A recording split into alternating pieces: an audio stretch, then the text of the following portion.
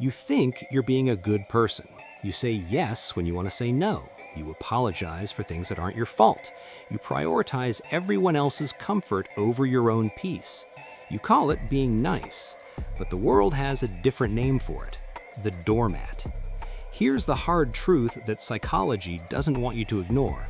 Being nice is often just a mask for the fear of conflict. And when you lead with niceness, you aren't building love, you're building resentment. Today, we're exploring why your kindness is being mistaken for weakness and the 3 psychological shifts you need to make to stop being liked and start being respected. In personality psychology, there's a trait called agreeableness. High agreeable people are the glue of society. They're kind, cooperative, and empathetic. But there is a shadow side to this trait. When you are too agreeable, you become predictable, and in the social hierarchy, predictability is often viewed as low status. If people know you will always say yes, your yes loses all its value. Think of it like a currency. If a country prints too much money, the money becomes worthless. When you give away your kindness to everyone for no reason, it carries no weight. Respect isn't something you give. It's something you command by showing people you have the capacity to say no. There is a massive difference between being a nice person and being a kind person. A nice person is polite because they have to be. They're terrified of what you'll think if they aren't.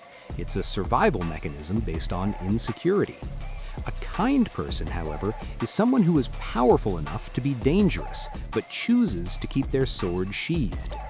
To get respect, you must develop your teeth. This doesn't mean being a bully, it means being integrated. It's the ability to speak a harsh truth when it's necessary. If you can't be mean when the situation demands it, then your niceness isn't a choice, it's a lack of options. People don't treat you based on your values. They treat you based on the boundaries you enforce. If someone interrupts you and you let them finish, you have just taught them that your time is less valuable than theirs. You don't need to shout to set a boundary. Use silence. When someone disrespects you, stop talking. Look them in the eye for a few seconds longer than is comfortable. Silence is the ultimate high-status tool. It signals that you are not intimidated by the vacuum of the conversation. The final shift is internal. Stop seeking validation and start seeking value. When you stop trying to make everyone like you, something strange happens. The people who used to overlook you suddenly start listening. Because a person who can stand alone is a person who cannot be controlled. And that, more than anything else, is the foundation of respect. If you're ready to stop being the nice guy and start owning your power, comment "respected" below. It tells the algorithm and yourself that you're done being a doormat.